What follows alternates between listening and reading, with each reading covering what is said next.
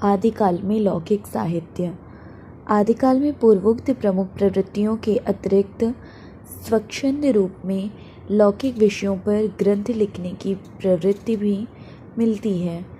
यहाँ हम आदिकाल में उपलब्ध सभी लौकिक काव्यों का परिचय देकर इस स्वच्छंद धारा की प्रवृत्ति को स्पष्ट करने का प्रयास करेंगे। ढोला मारूरा दूहा 11वीं शताब्दी में रचित यह एक लोक भाषा काव्य है। दूहा घड़ाम पुराणम अक्षयी भक्ति इसकी प्राचीनता की ओर ही संकेत करती है। पश्चिमी हिंदी प्रदेश राजस्थान में यह काव्य अत्यंत लोकप्रिय रहा है। इस संबंध में यह कथन प्रसिद्ध है। सोरठियो दूहो भलो भली मरवड़ री बात जूबन छाए धड़ भली तारा छाई रात। मूलतः दोहों में रचित इस लोक काव्य को 17वीं शताब्दी में कुशल राय वाचक ने कुछ चौपाइयाँ जोड़कर विस्तार दिया। इसमें ढोला नामक राजकुमार और मारवड़ी नामक राजकुमारी की प्रेम कथा का वर्णन है। कछवाहा वंश के राजा नल का पुत्र ढोला जिस समय 3 वर्ष का था तथा पूगल के राजा पिंगल की कन्या मारवड़ी केवल 1.5 वर्ष की थी, तभी दोनों का विवाह कर दिया गया था। कहा जाता है कि पूगल में अकाल पड़ने पर राजा पिंगल विवश होकर नल के राज्य में चले गए थे। तभी पिंगल की रानी ढोला पर रीझ गई थी और उसने मारवड़ी से उसका विवाह कर दिया था। जब ढोला बड़ा हुआ तब उसका दूसरा विवाह मालवा की राजकुमारी मालवड़ी से हो गया। इस पर मारवड़ी दुखी रहने लगी। उसने दाढ़ियों के माध्यम से ढोला के पास अपना विरह संदेश भेजा। मालवड़ी के प्रयत्न से बहुत समय तक ढोला को वह संदेश ना मिल सका, किंतु अंत में मारवड़ी अपने उद्देश्य में सफल हुई और दोनों की पुनर्मिलन का समय आया।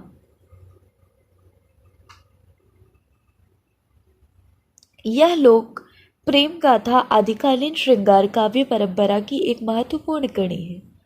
राउल मिल के कवि रोड़ा ने प्रेम वर्णन की जो परंपरा हिंदी में आरंभ की थी, उसको ढोला मारूरा दूहा की रचना से विकास की एक नई दिशा प्राप्त हुई। वीर रस की कृतियों में भी श्रृंगार एक प्रभावी तत्व बनकर समा गया। इस काव्य में नारी हृदय की अत्यंत मार्मिक व्यंजना मिलती है। प्रेम का सात्विक किंतु सरस पक्ष इसमें विस्तार से प्रस्तुत हुआ है। कवि ने मारवाड़ी के भावों की व्यंजना में संस्कृत के प्रेम काव्यों की परंपरा का प्रभाव भी ग्रहण किया है। ऋतुओं की सरसता के संदर्भ में मालवड़ी और मारवड़ी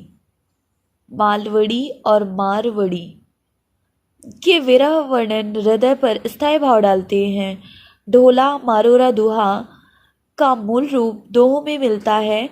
ये दोहे श्रृंगार रस की जो परंपरा आरंभ करते हैं, वह आगे जाकर बिहारी के काव्य में प्रतिफलित हुआ।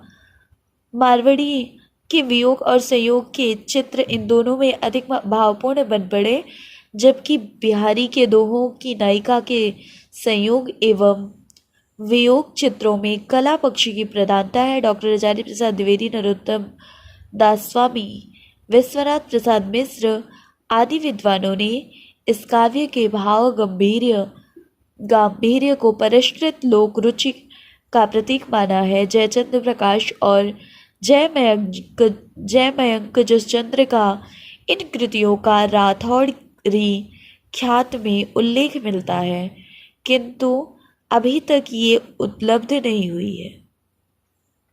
कहा जाता है कि प्रथम कवि की रचना भट्ट केदार नामक कवि ने की थी। रामचंद्र शुक्ल के अनुसार यह एक महाकाव्य था जिसमें महाराज जयचंद के प्रताप और पराक्रम का वर्णन था। इसी प्रकार की दूसरी कृति जय मयंक चंद्रिका की रचना मधुकर कवि ने 1186 ईस्वी में की थी। ये दोनों ही ग्रंथ अभी तक उपलब्ध नहीं हुए हैं, किंतु राठौड़ा रेखात में यह उल्लेख मिलता है कि दयाल दास ने इन्हीं ग्रंथों के आधार पर कन्नौज तक का वृत्तांत लिखा था। अतः इन कृति की रचना तो अवश्य हुई होगी, किंतु ये सुरक्षित नहीं रह सकी। वसंत विलास डॉक्टर माता प्रसाद गुप्ता के शब्दों में यह एक अत्यधिक सरस साहित्यिक कृति है और आधुनिक भारतीय आर्य भाषा साहित्य के आदिकाल के इतिहास में बेजोड़ है। सर्वप्रथम यह रचना हाजी मोहम्मद स्मारक ग्रंथ में सन 1952 ईस्वी में प्रकाशित हुई थी। श्री केशवलाल हर्षाद राय ध्रुव इसके प्रथम संपादक थे। उन्होंने 1451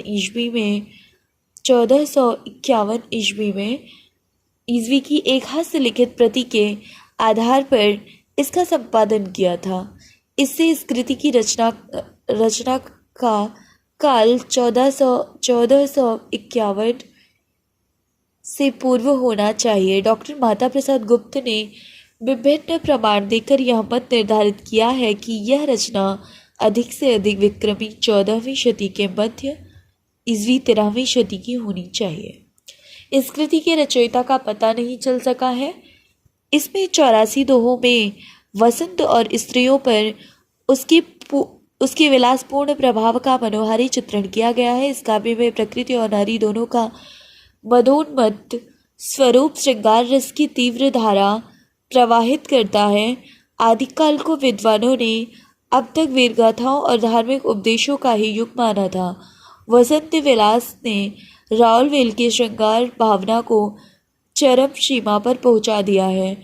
इस काव्य के सरस वर्णनों को पढ़कर सूर्य की श्रृंगार भावना या उसके पश्चात रीतकालीन कवियों की श्रृंगारिकता साहित्य में अचानक आ जाने वाली प्रवृत्ति नहीं रह जाती है और न उसके लिए संस्कृत साहित्य में परंपरा की खोज करना ही आवश्यक प्रतीत होता है।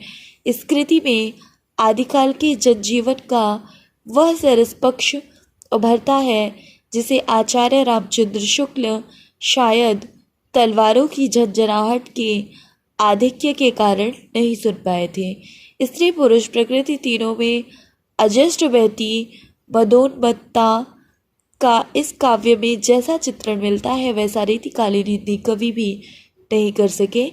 एक ओर कोकिल क्रूजन, दूसरी ओर पतियुक्ता युवतियों का विलास जिसे देखकर विदुरजन तथा वियोगिनी नारियां किशोर मदन का मदिर कुंचन मन में अनुभव करती हुई कांपने लगती हैं। कब लिखते हैं, इड़ पर कोयल कूजे पूजे युवती मडोर, विदुर वियोगनी धूजे कूजे मयड़ किशोर।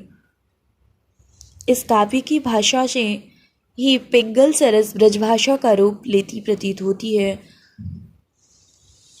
उस पर उस अलंकारिकता की गहरी छाया भी यहीं से मिलने लगती है जिसका रीतिकाल तक पूर्ण विकास हुआ। खुसरो की पहेलियाँ आचार्य रामचंद्र शुक्ल के अनुसार खुसरो 1255 से 1324 ने 1283 के लगभग रचना आरंभ की थी। इनका जन्म एटा के पटियाले गांव में हुआ था। कहा जाता है कि बड़े विनोदी और सुहृदय व्यक्ति थे। जनजीवन के साथ घुल मिलकर काव्य रचना करने वाले कवियों में खुसरो का महत्वपूर्ण स्थान है। उन्होंने जनता के मनोरंजन के लिए पहेलियाँ और मुकरियाँ लिखी थी। आदिकाल में खड़ी बोली को काव्य की भाषा बनाने वाले वे पहले कवि हैं।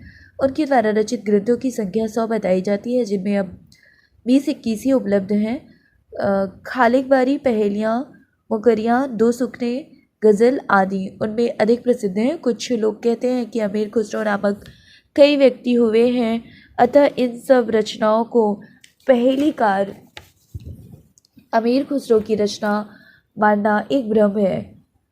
कुछ भी आदिकाल में जो अमीर खुसरो हुए थे उनकी पहेली और मुकरियाँ ही प्रसिद्ध हैं, जिनमें मनोरंजन और जीवन पर गहरे व्यंग एक साथ मिलते हैं। अमीर खुसरो को भाव की गहराइयों की दृष्टि से भले ही महत्व न दिया जाए, किंतु भाषा की दृष्टि से उनकी पहेलियाँ साहित्य के इतिहास का सदा एक महत्वपूर्ण अंग रहेंगी।